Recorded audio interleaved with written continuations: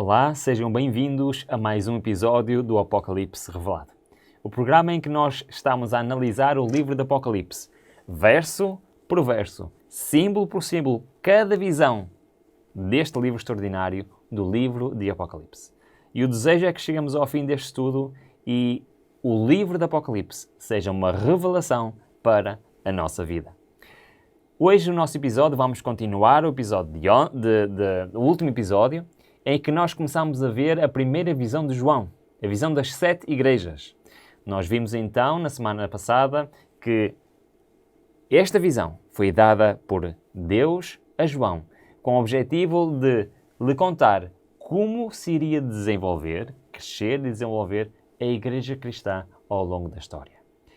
Em vez de 7 igrejas, temos então este símbolo das 7 fases da igreja cristã ao longo da história. Do povo de Deus, o povo que Cristo escolheu para serem os seus representantes nesta terra. Mas assim como o povo de Israel, quando era o representante desta terra, tinha períodos de estarem muito fortes no Senhor, bem perto da vontade do Senhor, e outros em que se afastavam, introduziam idolatria, introduziam falsas doutrinas, também o mesmo aconteceu com a igreja cristã ao longo da história.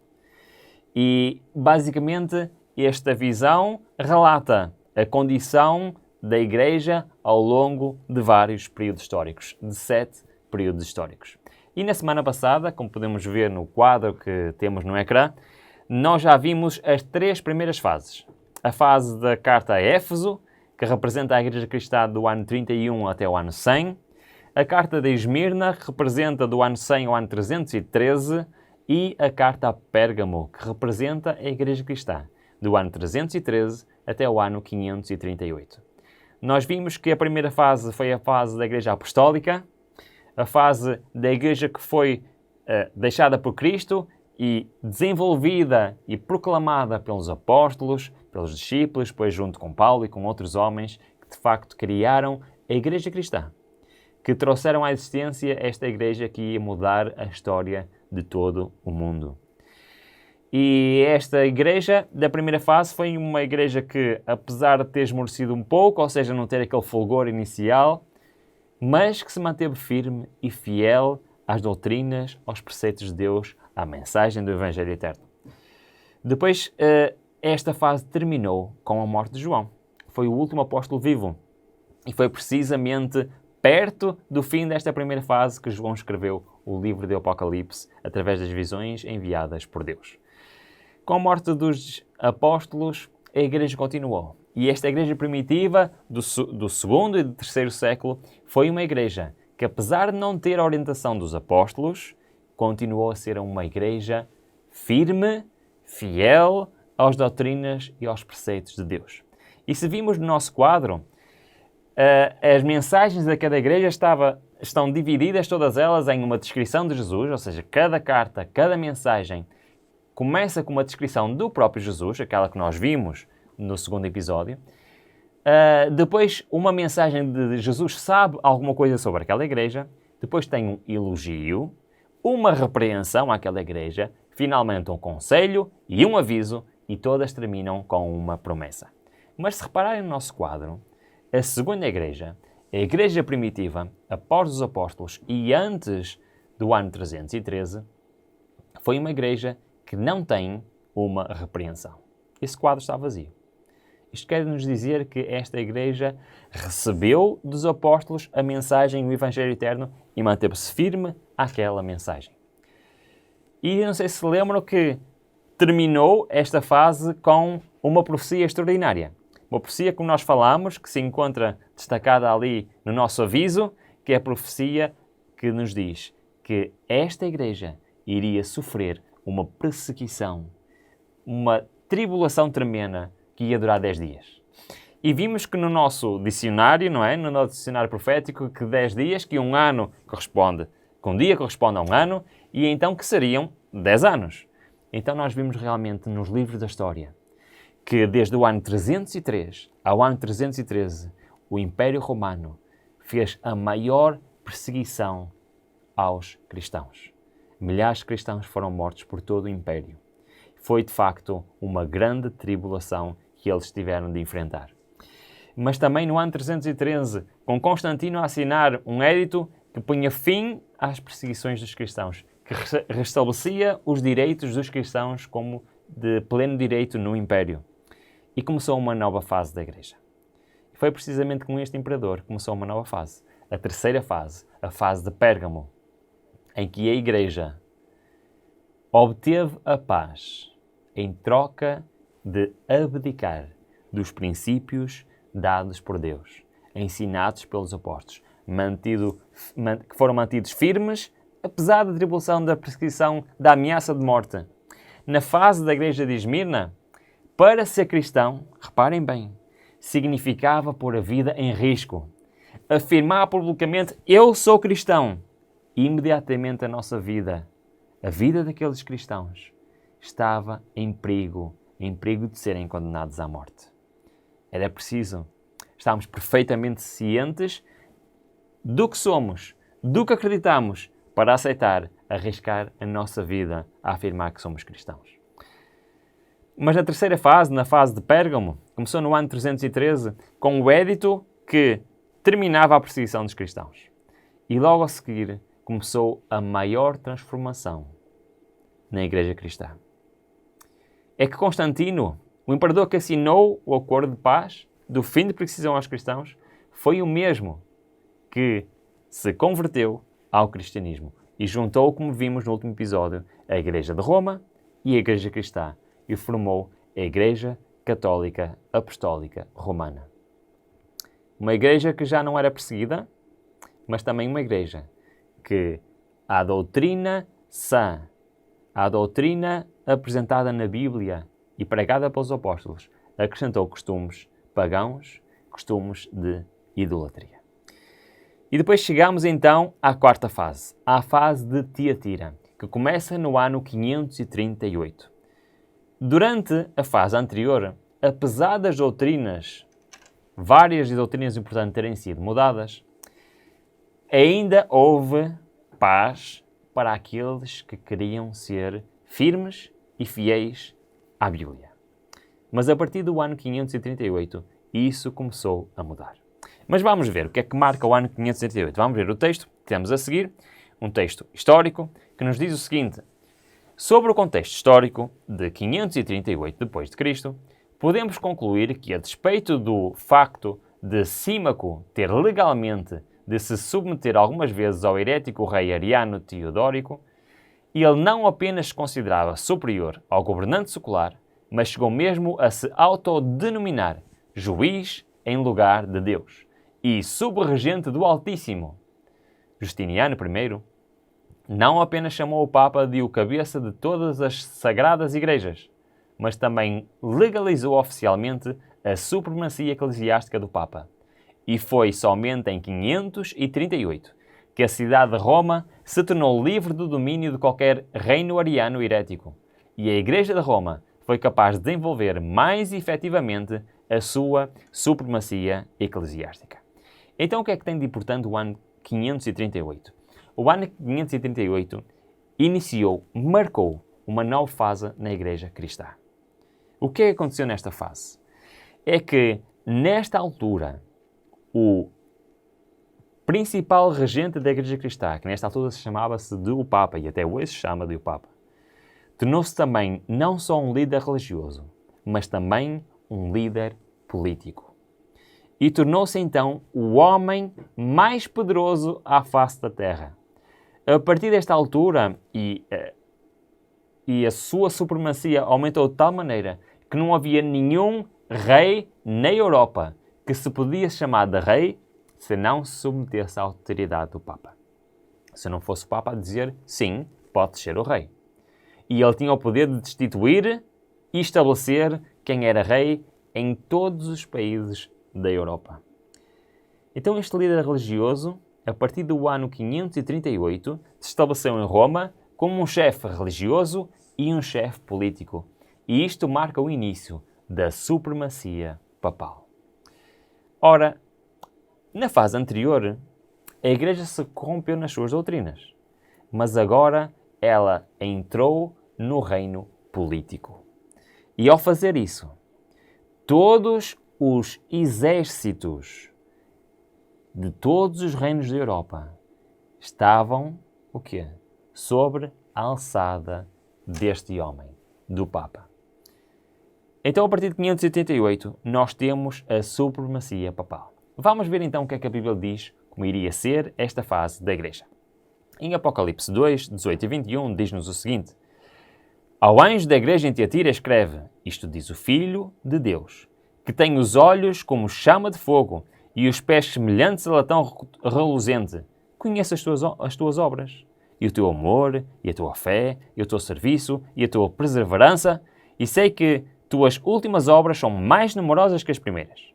Mas tenho contra ti que toleras a mulher Jezabel, que se diz profetiza. Ela ensina e seduz os meus servos a se prostituírem e a comerem coisas sacrificadas a ídolos. E dei-lhe tempo para que se arrependesse. E ela não quer arrepender-se da sua prostituição. Então, olhando para o nosso quadro, nós temos já nestes versículos, nestes 3 versículos, nestes 4 versículos, o seguinte: temos inicialmente, como em todas as mensagens às cartas às igrejas, temos primeiro a descrição de Jesus, temos então o que é que Jesus sabe sobre esta igreja, temos um elogio, temos uma repreensão e desde já temos um conselho. Continuando o texto, dos versículos 22 ao versículos 25, diz-nos o seguinte: E eis que a lanço num leito de dores, e numa grande tribulação os que cometem adultério com ela, e se não arrependeram das obras deles, e ferirei de morte a seus filhos. E todas as igrejas saberão que eu sou aquele que esquadrinha os reins e os corações. E darei a cada um de vós segundo as suas obras.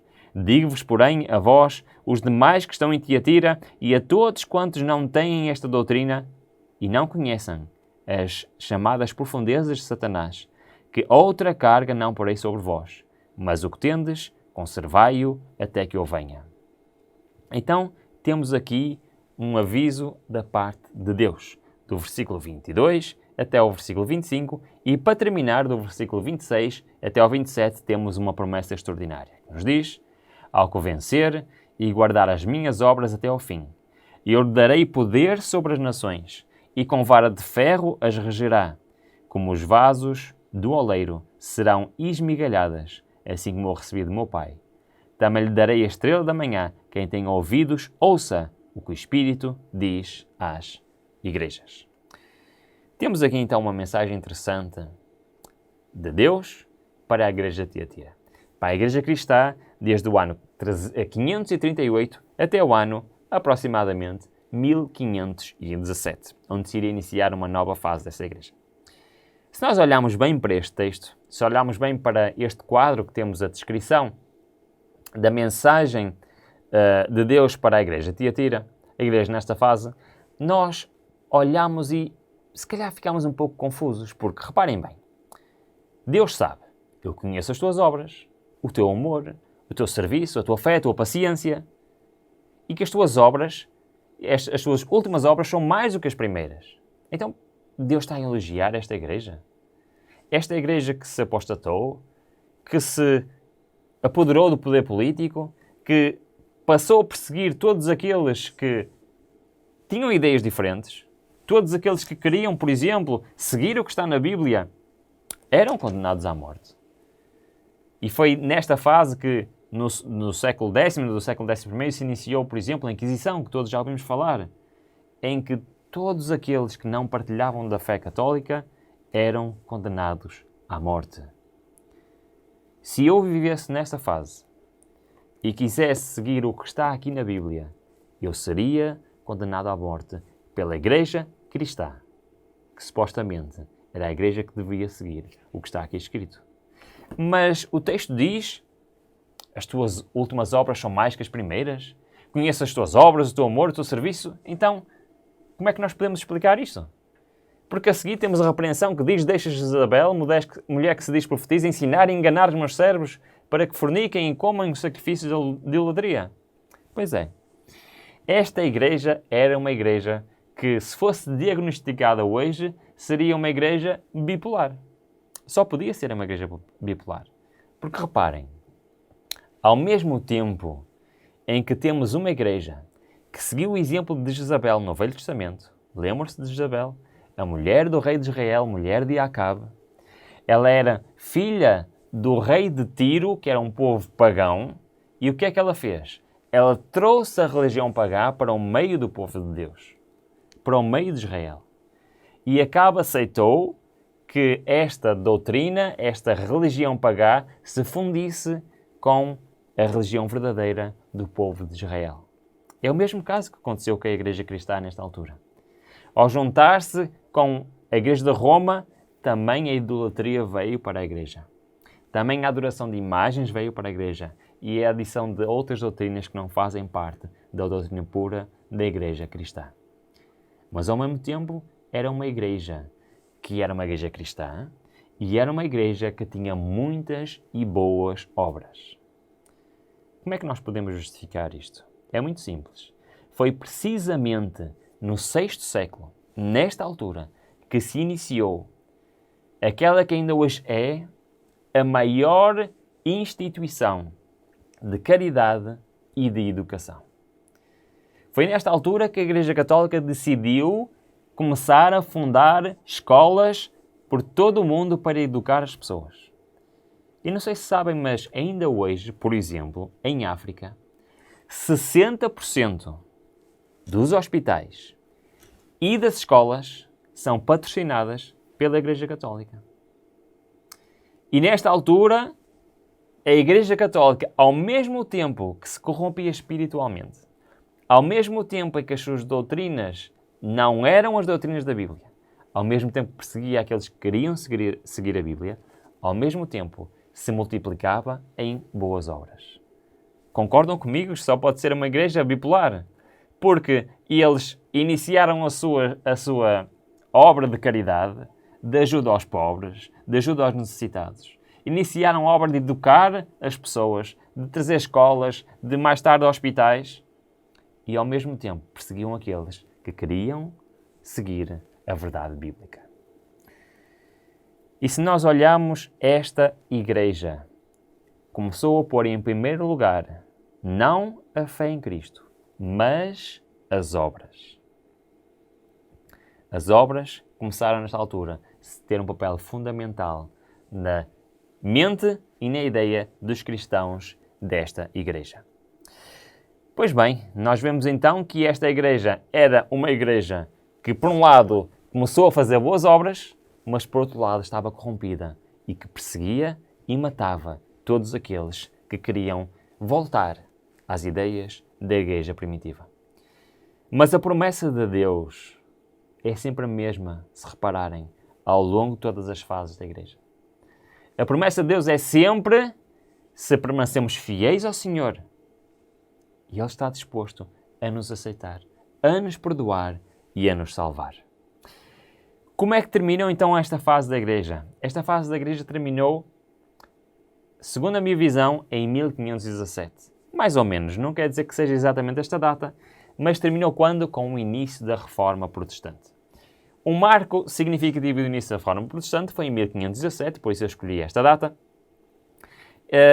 E vamos ver um livro de história que nos fala exatamente sobre isso.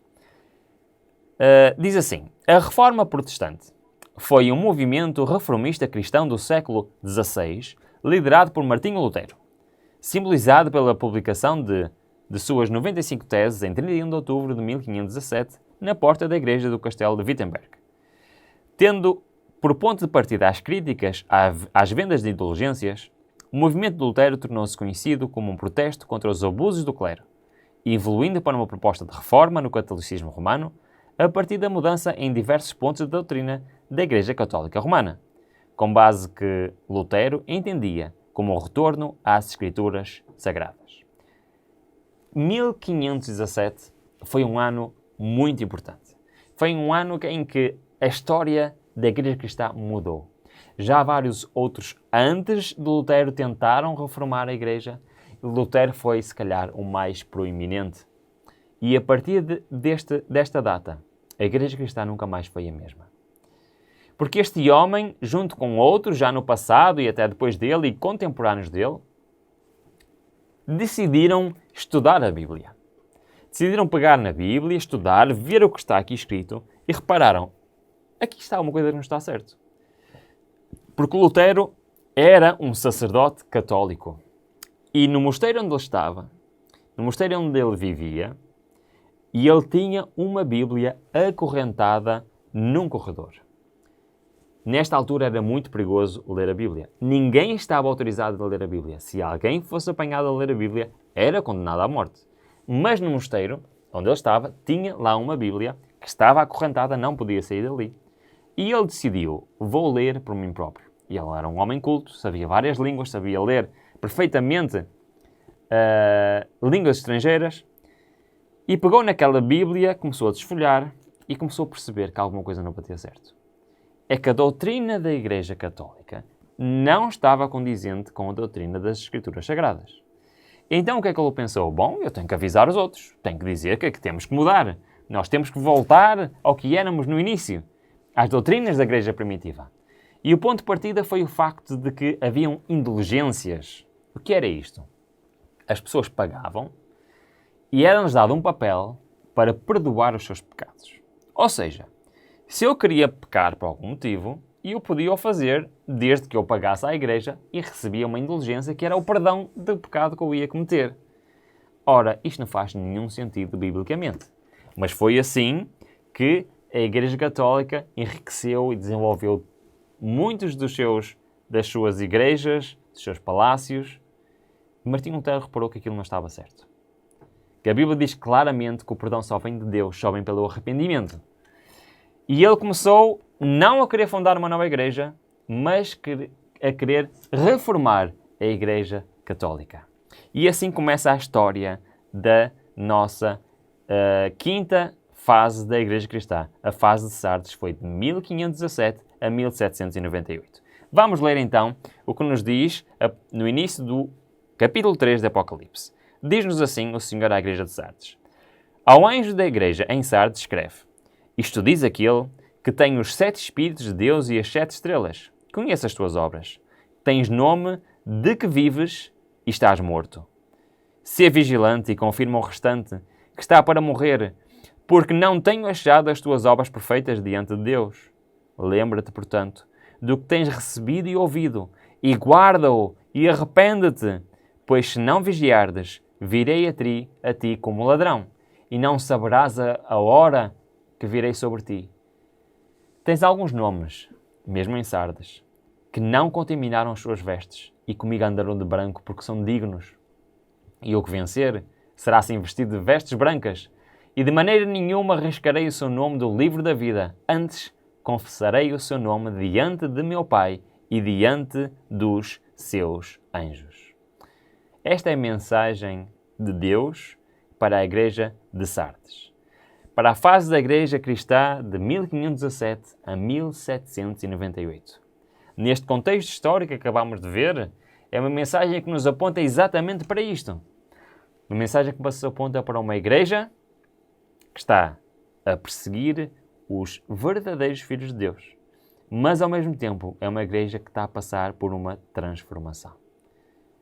Começou a surgir homens, embora poucos, mas começaram a voltar às origens. Começaram a voltar exatamente à palavra de Deus. Então, olhando para o nosso quadro, nós vemos que Jesus conhece as obras desta igreja.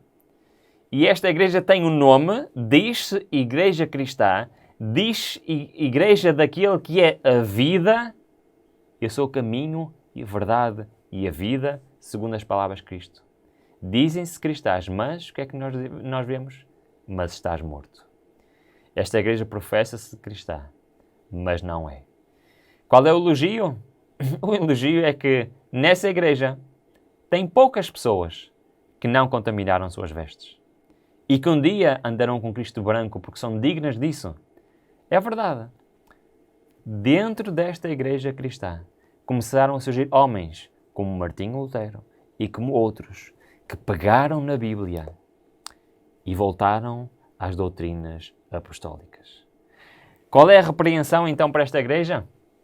Confirma os restantes que estavam para morrer porque não achei as suas obras perfeitas diante de Deus. Conselho de Deus, lembra-te, pois, do que tens recebido e ouvido, e guarda-o e arrepende-te. E o aviso: e se não vigiares, virei sobre ti como ladrão, e não saberás a hora em que sobre ti virei. Esta é uma fase muito interessante da Igreja Cristã. E a partir daqui, o foco de Deus no seu povo começou-se a desviar da Igreja Católica Apostólica Romana. A Igreja que foi fundada pelos apóstolos, que ao longo destes anos se foi corrompendo, e agora surgiram homens que, olhando para a Bíblia, vendo o Evangelho Eterno, quiseram reformar a Igreja, mas sabem o que aconteceu? A Igreja rejeitou. A Igreja rejeitou ser reformada. Assim como vimos na Igreja anterior que Jezabel, Deus deu tempo, simbolicamente a Jezabel, Deus deu tempo a esta Igreja para se reformar, para se corrigir, mas ela rejeitou, então Deus rejeitou esta Igreja. Então o foco da Igreja Cristã, a partir desta fase, deixa a Igreja Católica e passa para estes homens que vão formar novas igrejas. Hoje chamamos estas igrejas das igrejas protestantes. E sabem porquê que se chamam igrejas protestantes? É que estes homens começaram a protestar. Não contra a igreja estabelecida, não contra a igreja cristã. Começaram a protestar porque a palavra de Deus não estava a ser seguida. E como em vez de conseguirem reformar a igreja, foram expulsos da igreja, e eles viram-se obrigados a seguir a palavra de Deus fora da igreja estabelecida. E foi assim que por todo o mundo, e especialmente aqui na Europa, começaram a surgir igrejas protestantes. Igrejas como a Igreja Luterana, como a Igreja Anglicana, como os Calvinistas, como outros movimentos por toda a Europa, começaram a surgir. E cada um deles começaram a descobrir novas verdades da Bíblia. E começaram-se a apegar a essas verdades. E especialmente no norte e no centro da Europa, países inteiros se tornaram cristãos mais perto dos cristãos primitivos. Mas, durante esta fase, a perseguição tornou-se cada vez mais forte. E muitos destes homens e mulheres que queriam seguir a verdade da bíblica viram-se obrigados a fugir. E como vamos ver mais à frente, no capítulo 12 do Apocalipse, houve um sítio específico que Deus preparou para receber os cristãos que queriam voltar à verdade bíblica. E nós vemos uma transferência destes cristãos da Europa para a América do Norte, onde foi estabelecido um novo país. Um país onde a liberdade civil e a liberdade religiosa era uma realidade. Vamos ver isto melhor depois no capítulo 13 de Apocalipse. Um país que se tornou berço dos grandes movimentos cristãos que hoje compõem a maior parte das igrejas ditas protestantes. Eu gosto mais do termo evangélico. Igrejas evangélicas, igrejas que pregam a verdade, o Evangelho de Deus. Mas então o foco virou-se para esse lado. E por isso é que nós temos aqui uma fase muito interessante. É que esta fase da Igreja de Sardes termina em 1798. Lembram-se, na fase anterior, começou em 538, começou com a imposição da supremacia papal. Ora, exatamente 1260 anos mais tarde, em 1798, terminou a supremacia papal. Vamos ler, vamos voltar à história.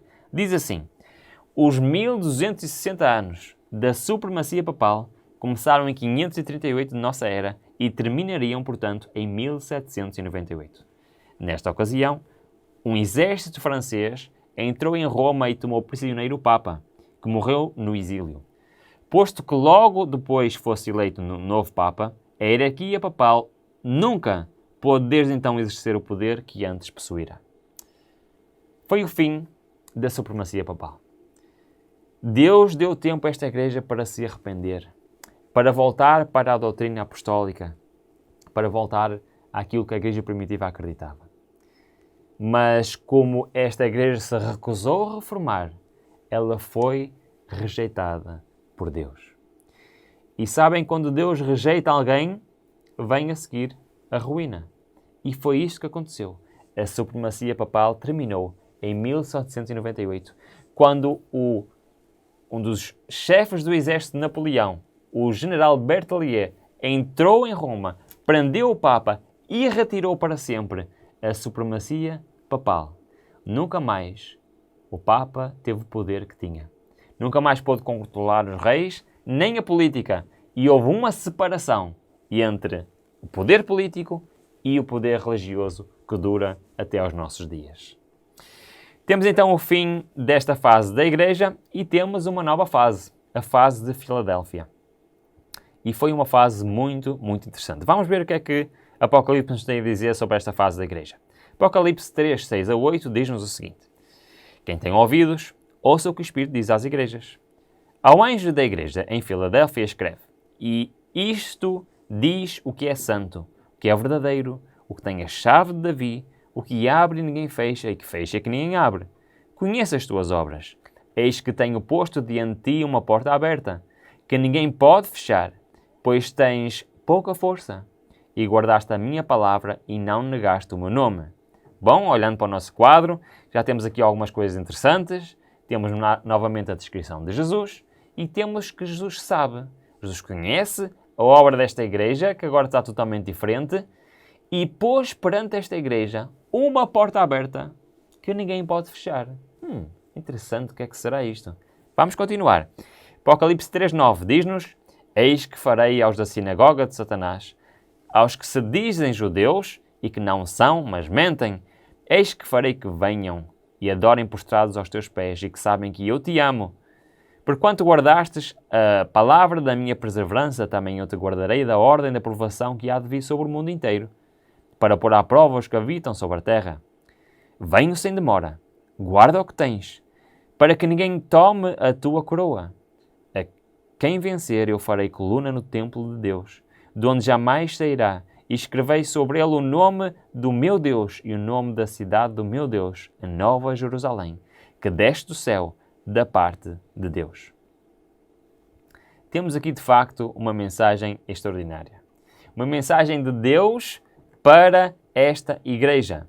Olhando para o nosso quadro, nós vemos que Deus sabe as obras desta igreja, que pôs uma porta aberta que ninguém pode fechar, e vemos aqui que o foco de Deus já não é na mesma igreja. Não pode ser. Porque, reparem, tem um elogio que diz, tendo pouca força, portanto, esta igreja é uma igreja pequena, com pouca força, já não é a Igreja Católica Apostólica Romana, porque essa estava espalhada por todo o mundo, tinha muita instituição em todo o mundo, apesar do Papa ter perdido o seu poder político, a igreja não deixou de existir, não deixou de ter a sua influência espiritual que tinha, nem as igrejas espalhadas por todo o mundo.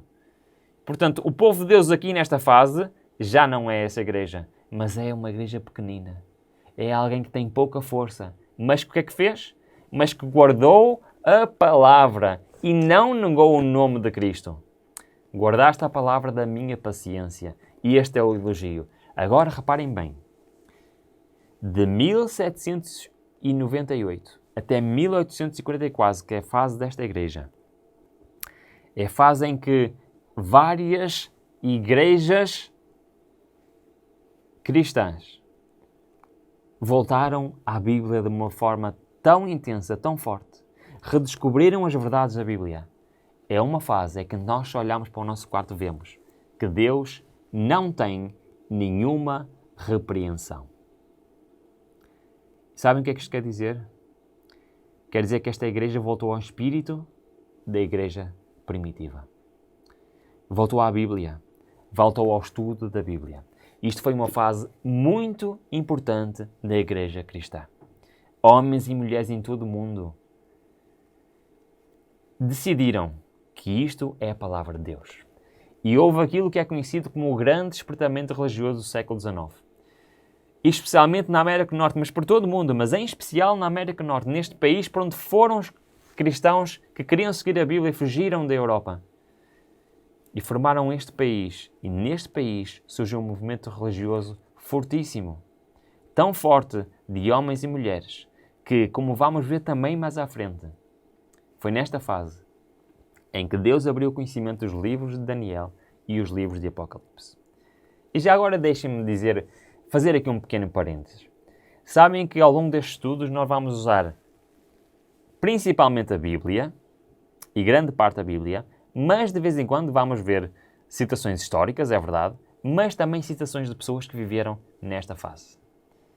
Pessoas que fizeram parte deste grande revivimento espiritual. Pessoas que não têm a repreensão, como diz o nosso texto.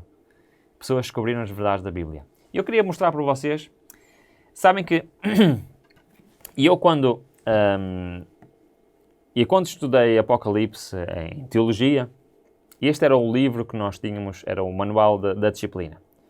É um livro que já tem 50 anos ou mais, que foi escrito por Merlin Maxwell. Chama-se God Cares, este livro é em inglês, penso que não existe versão portuguesa deste livro.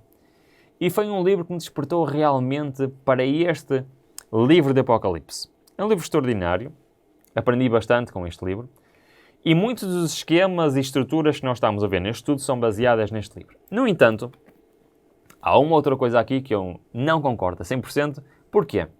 Porque eu achei que deveria ir a esta fase da igreja e ver o que é que estes homens, o que é que estas mulheres achavam.